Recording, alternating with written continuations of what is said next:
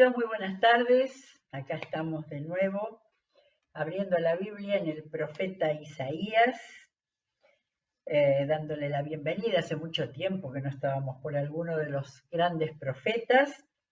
Explicamos el otro día que empezamos por el capítulo 40, que hay una diferencia en el estilo y también por los temas que va tratando, por los datos que vamos empezando a sacar o logrando clarificar, es otro tiempo, al del profeta Isaías del siglo VIII antes de Cristo.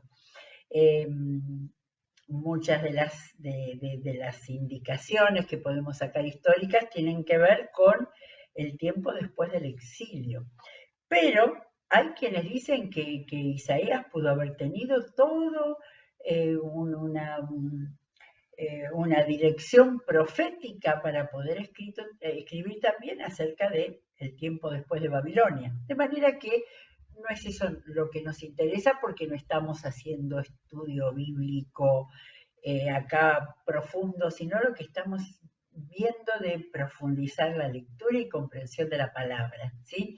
De manera que el capítulo 40 que vimos tiene algunos de los pasajes maravillosos, y el capítulo 41 también, pero es más difícil de entender por esa característica que tienen muchas veces los profetas, es que de repente está hablando el Señor, palabras de fuerza, de consuelo, como vimos en el 40, de fuerza, de ánimo, y de repente hay palabras de juicio, y de repente viene otro párrafo en el cual encontramos que hay una indicación acerca de lo que está pasando culturalmente en ese momento con las naciones que rodean. Por eso llegamos a nuestra base, que es abrir toda la Biblia y leerla cuidadosamente, detalladamente, para que podamos entender lo más posible, pero para que el Señor pueda hablarnos a través también de nuestra comprensión. Encontré 2 versículos que nunca me había dado cuenta que están en este capítulo y que tienen mucho que ver con eso que estaba diciendo. Pero bueno, hoy Isaías 41 y comienzo diciendo mi experiencia, que a cada rato había que parar y decir, bueno, a ver, ¿de qué está hablando? ¿Es el mismo Señor de un pasaje de fuerza, de consuelo? Por supuesto que es el mismo, pero la mirada, la dirección que el profeta le pone en un párrafo siguiente hace que no podamos leerlo livianamente, así, sin pensarlo, ¿sí? De manera que vamos a leer, pensar y a recibir lo de este capítulo, estos primeros capítulos después del 40, que son extraordinarios, y casi diría que todos hasta el final. Vamos a ver hasta dónde llegamos en esta vuelta de leer la palabra de Dios, de manera que nos hable, que nos haga de espejo en nuestras vidas y que podamos extraer al máximo, con la sabiduría que le pedimos al Espíritu Santo, lo que necesitamos para nuestras vidas, que están acá, en otro tiempo muy diferente al tiempo de Isaías, pero el Dios que habla acá es el mismo, de hoy, ayer y por los siglos. Bueno, en este caso, al empezar el 41, tiene relación, digamos, ¿sí? Este asunto de la división en capítulos para que no fuera una lectura tan pesada, tan densa, digamos. Pero hay como una continuación de toda esa parte que hemos leído, de cuando Dios se proclama en el 40-28, el Señor es el Dios eterno, creador de los confines de la tierra, ¿no? Donde da ese ánimo, esa fuerza. Y ahora hay la misma presencia de Dios, porque acá tenemos de título que le han puesto el amparo de Israel, la misma presencia de Dios, pero acá en este caso como una interpelación, con ese eslabón que tomamos desde el final del 40 al seguir, miren cómo habla. A ver, no dejo cortado. Interpelación a las naciones. callen en mi presencia, costas lejanas. Esa era una frase muy poética, decir costa lejana, ¿no? Naciones, renueven sus fuerzas, acérquense y hablen. Reunámonos para juicio. Acá me paré a leerlo despacito porque, bien, callen en mi presencia, naciones, renueven sus fuerzas. Ahí hay un eslabón con lo anterior, ¿no? Lo anterior le estaba hablando al pueblo, a los creyentes, ahora a las naciones le dice renueven sus fuerzas, pero noté una cosa, por eso le puse nos de nosotros. Primero dice, ustedes acérquense y hablen ustedes. Reunámonos para juicio. O sea, como que Dios está diciendo, ustedes vengan y nosotros, el Señor y las naciones, reúnanse para juicio. Estas son algunas de las cosas que digo todas las veces que hay que leer cuidadosamente para entender. No me había dado cuenta que decía, acérquense ustedes y después toma a una primera persona del plural, nosotros reunámonos en juicio. Bien, ¿quién ha hecho venir desde el oriente a aquel que siempre sale victorioso? Pone a las naciones en sus manos, ante él los reyes se rinden. Con su espada los vuelve polvo, con su arco los dispersa como pala. Con paso firme los persigue por una senda que nunca antes pisó. ¿Quién realizó esto? ¿Quién lo hizo posible? ¿Quién llamó a las generaciones desde el principio? Yo, el Señor, soy el primero y seré el mismo hasta el fin. Esto es otro de los datos que tiene este capítulo. Afirmaciones imponentes, ¿no? Grandes afirmaciones, igual que en el 40, igual en los que seguirán, acerca del Señor. Pero también, yo cuando empezó a decir, ¿quién ha hecho venir desde el occidente, desde el oriente, aquel que siempre sale victorioso, pone a las naciones en sus manos, ¿no? Acá termina este párrafo diciendo que es el Señor, pero es que va a venir otra idea en este capítulo. 5. Lo han visto las costas lejanas y temen. Tiemblan los confines de la tierra, ya se acercan, ya vienen. Creo que tenía una nota acá y que sigue con 5, 6, 7 también, pero empezando por esto, lo han visto las costas lejanas y temen. El tiempo en el que se ubica todo el relato a partir de Isaías 40 es en el tiempo de Ciro. Ciro, el rey persa que se unió con los medos y formaron el imperio medo-persa e hicieron desaparecer a Babilonia. Y Ciro fue el que dio el decreto de que los israelitas podían volver a su tierra. De manera que estamos así con un contexto histórico-cultural en el cual, no sé si es en este capítulo o en el siguiente que aparece el nombre de Ciro, ¿sí? De modo que esto es todo lo que está pasando aquí. Porque eso lo han visto las costas lejanas y temen, tiemblan los confines de la tierra, ya se acercan, ya vienen. Cada uno ayuda a su compañero y le infunde aliento a su hermano. Pero desde el 7, lo leí rápidamente y después dije, no, a ver cómo era esto.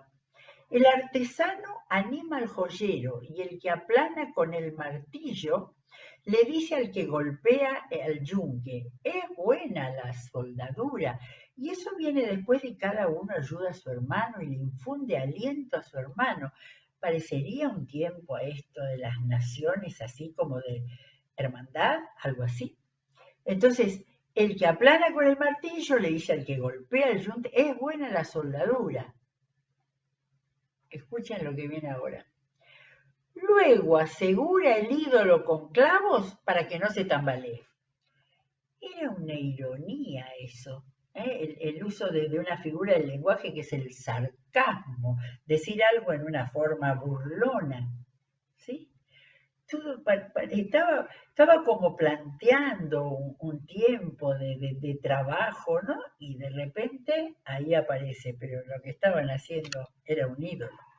Vamos a ver cómo sí. Por eso dije que este capítulo 41 necesita una lectura lenta. Yo leí y volví muchas veces como para no sacar un versículo solo, sino entender el conjunto. Porque en el 8 dice, pero, y acá va a cambiar en la orientación, pero tú Israel, mi siervo, tú Jacob, lo mismo, ¿no? Israel y Jacob igual, tu siervo a quien he escogido, simiente de Abraham, mi amigo, que totalmente diferente de lo anterior, ¿eh? Acá es una invocación, cuando se le habla a alguien a quien uno se está dirigiendo, Israel, mi siervo. Dice que es la primera vez, decía acá mi nota, que Isaías llama a Israel mi siervo. Después lo va a decir porque va a hablar del siervo con mayúscula.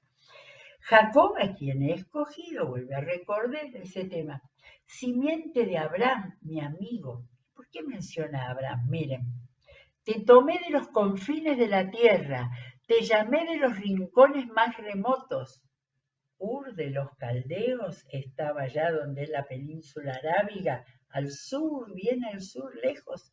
Dios lo llamó, estoy haciendo el mapa con el dedo, no sirve para mucho, pero hacia el norte lo llevó a Abraham hasta llegar a Haram, Param, y de allí le indicó la tierra prometida y empezó a bajar hacia el sur por el otro lado del Jordán. Así que te llamé de los rincones más remotos y te dije, tú eres mi siervo, yo te escogí, no te rechacé. Así que no temas porque estoy contigo.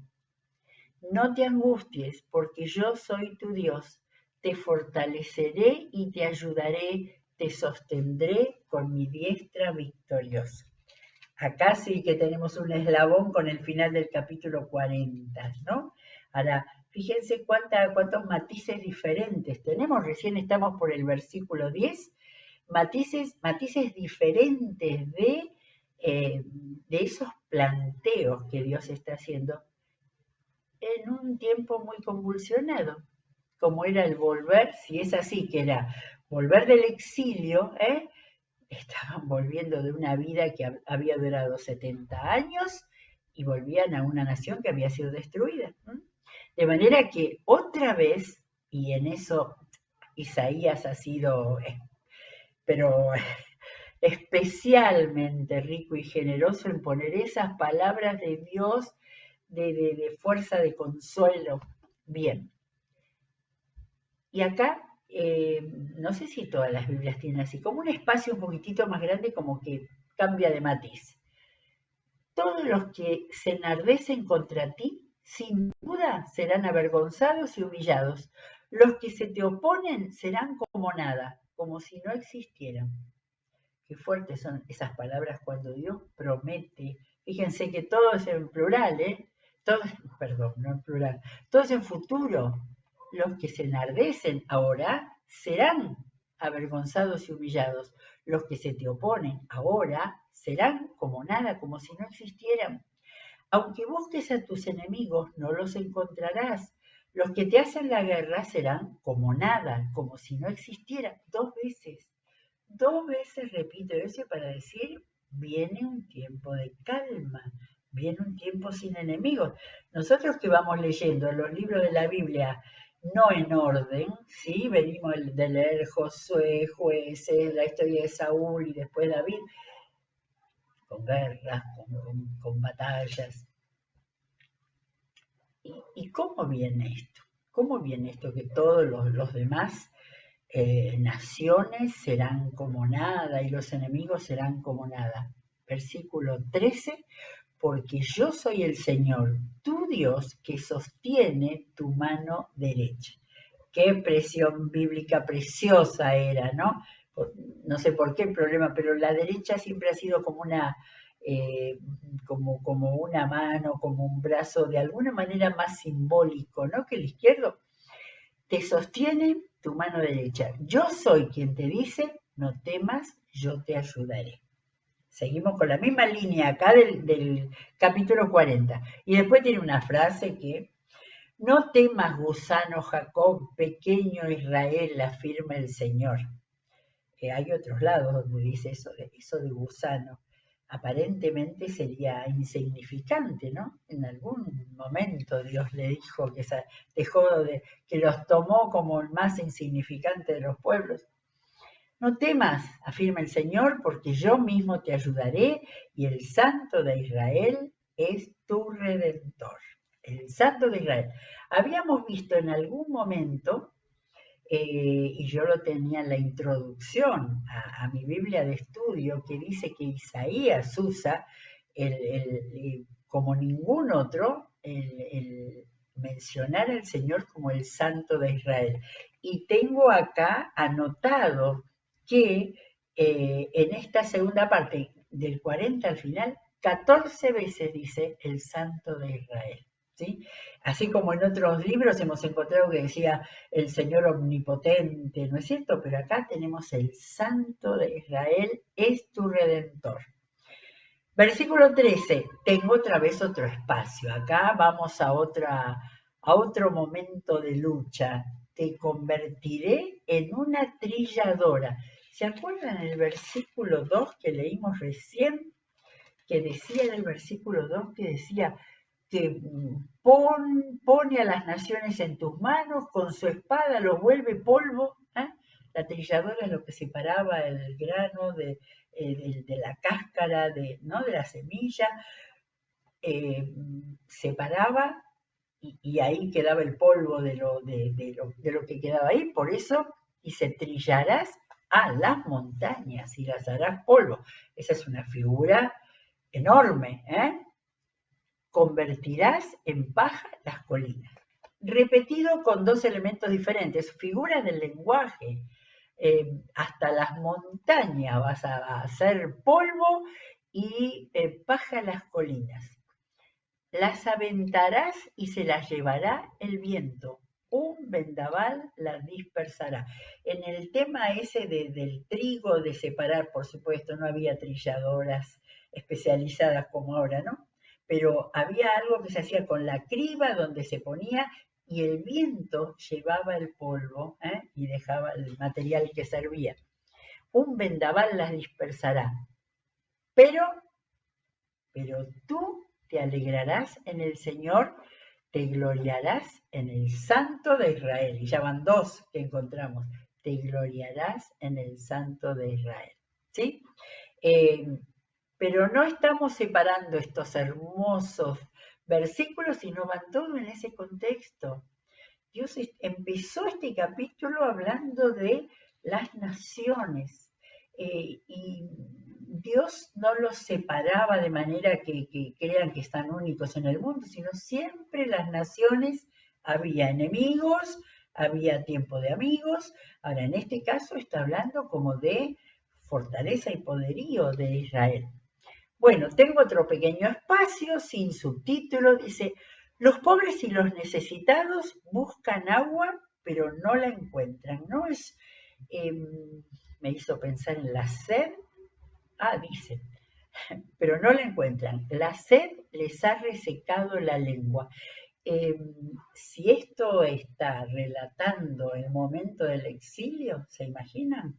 Atravesar desde donde era Babilonia el desierto, no sé de qué manera iban a cruzar para volver a la tierra de Canaán, para volver a Jerusalén, los de Judá. Desierto, si no semidesierto, pero zona. Los pobres y los necesitados buscan agua, pero no la encuentran. La sed les ha resecado la lengua. Estoy en el versículo 17. Pero yo, el Señor, les responderé. Yo, el Dios de Israel, no los abandonaré. Haré brotar en las áridas cumbres manantiales entre los valles. Ríos decía. Haré brotar ríos en las áridas cumbres y manantiales entre los valles. Los que vivimos en la llanura no nos llama tanto la atención, no es propio de nuestro espacio, ¿no?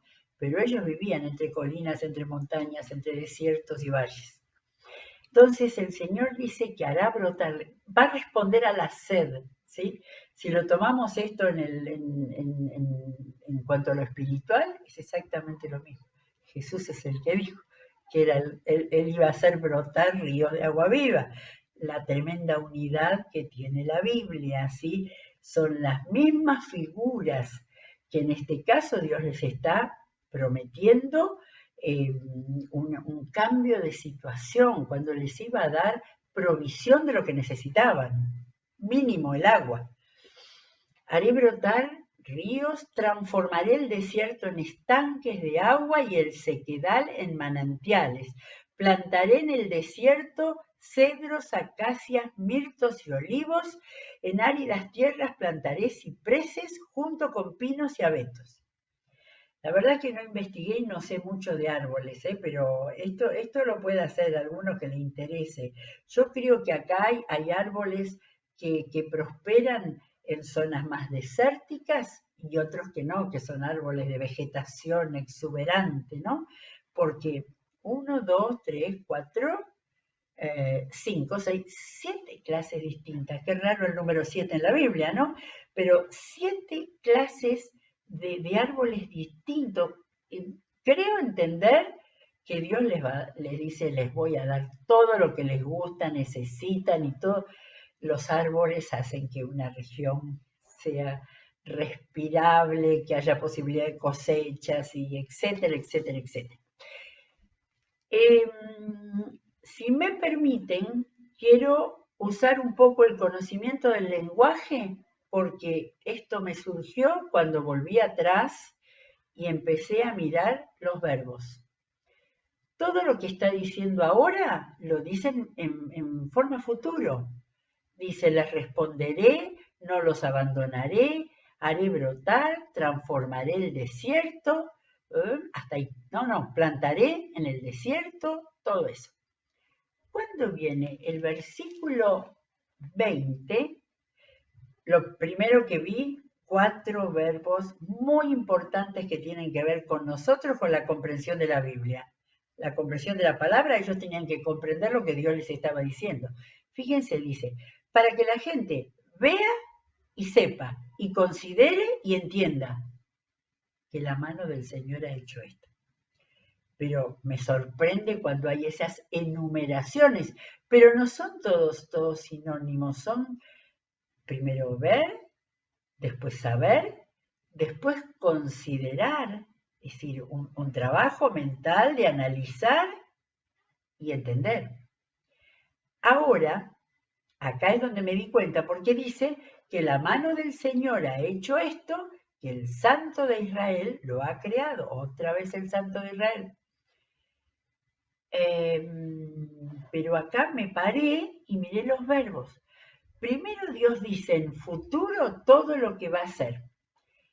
Pero ahora dice para que la gente vea, sepa, considere y entiende. No está diciendo ya que la gente ve, sabe, considera, ya entiende. No. Esto está diciendo lo que va a pasar cuando, en la gramática de nuestro idioma, la gramática castellana, esto está en modo subjuntivo, que es el modo de lo que todavía no pasa, de las cosas posibles y probables. Lo que Dios promete para el futuro, y después se va al pasado y dice, todo eso el Señor lo ha hecho. ¿Para qué? Probable si obedecen, para que vean, para que sepan, para que consideren, para que entiendan. Todavía no pasó. Lo que está en modo subjuntivo es eso que puede pasar perfectamente, pero que tiene que hacerse realidad en el presente, ¿sí? Después de pensar todo esto, digo, claro, qué bueno sería que el Señor estuviera probando y dijera, este pueblo ve, sabe, considera y entiende lo que el Señor ha hecho. Pero todavía es un planteo que hace el Señor, desde la sed, desde que empezó a hablar de la sed, de las necesidades que ellos tenían, que Dios hará todas estas cosas y ya las ha hecho, pero ellos ahora tienen que ver, saber, considerar y entender. Bien, gracias a Dios porque tenemos una lengua castellana, española tan rica. El castellano tiene 17 tiempos de verbos. Así que yo puedo decir veo, vi, vea, veré, vería, y depende el significado cuando voy a usar uno de esos verbos. Bueno, muy bien, seguimos con lo que dice el Señor. Expongan su caso, dice el Señor, presenten sus pruebas, demanda el rey de Jacob. Ven que acá cambió completamente. Acá Dios somete a juicio. Entonces, nos paramos por eso y hay acá esa pequeña división que ayuda un poquito. Yo espero que todas las Biblias tengan así, esas separaciones para marcar cuando ahora aparece el juez. Demanda el rey de Jacob. Acérquense y anuncien lo que ha de suceder y cómo fueron las cosas del pasado para que las consideremos y conozcamos su desenlace. Ven que acá aparece otra vez. Que las conozcamos, las tenemos que llegar y todavía no ha llegado eso, y conozcamos su desenlace. Cuéntenos lo que está por venir. Digan qué nos depara el futuro. Así sabremos que ustedes son dioses. Hagan algo, bueno o malo, para verlo y llenarnos de terror. La verdad es que ustedes no son nada, y aún menos que nada, son sus obras. Abominable es quien los escoge. De modo que al llegar acá, podemos darnos cuenta, pues hay que volver a leer, darnos cuenta, que estaba hablando y diciéndole acérquense y anuncien las naciones que los rodeaban, las naciones que encontraban cuando estaban volviendo a su tierra. De manera que muy fuerte lo que el Señor les dice como para afirmarse, que no son nada y aún menos que nada son sus obras. Abominable es quien los escoge, los elige. De modo que esto forma parte de la enseñanza del Señor a su pueblo, ¿no? Que no tenía que hacer ni relaciones, ni parentesco, ni hacer planes, ni negocios, ni nada con aquellas naciones que tenían ídolos abominables. Y siempre la medida que el Señor ponía, que fueran ídolos, que no fueran Dios mismo. Bueno, nos quedan los últimos versículos que nos hacen acordar a eso que decía al principio de uno. Del norte hice venir a uno y acudió a mi llamado. Desde el oriente invoca mi nombre. Como alfarero que amasa arcilla con los pies, aplasta gobernantes como si fueran barro. Esto parece hablar de lo que dice Isaías mismo, que Dios llamó a Ciro para que terminara con Babilonia. Fíjense, bueno, por supuesto que también hay una comparación, porque siempre va a haber figuras del lenguaje, como alfarero que amasa arcilla con los pies, así aplasta gobernantes como si fueran barro. En los años de los libros de los reyes que tenemos, Babilonia era imposible que fuera conquistada. Años después, el Señor levantó, creo que era 739 el año en el cual aparecen los medo-persas sobre Babilonia. ¿Quién lo anunció desde el principio para que lo supiéramos? ¿Quién lo anunció de antemano para que dijéramos, tenía razón? Nadie lo oyó ni lo proclamó. Nadie lo oyó proclamar mensaje alguno. Yo fui el primero que dije a Sión, mira, ya están aquí. Yo fui quien envió a Jerusalén un mensajero de buenas noticias. ¿Qué habíamos leído en el versículo 4? ¿Quién realizó esto? ¿Quién lo hizo posible? ¿Quién llamó a las generaciones desde el principio? Yo, Señor, el Señor soy el primero y seré el mismo hasta el fin. Y acá de nuevo, yo fui el primero a decirle, pero acá es como que nos está ubicando. Yo fui el primero en decirle a Sión, mira, ya está aquí. Yo fui quien envió a Jerusalén un mensajero de buenas noticias. Porque si está hablando de Ciro, claro que fueron buenas noticias. Ciro les abrió las puertas para que volvieran a su tierra nuevamente. Miro entre ellos y no hay nadie, ni hay entre ellos quien aconseje, no hay quien me responda cuando les pregunta. Todos ellos son falsos, sus obras no son nada, sus ídolos no son más que viento y confusión.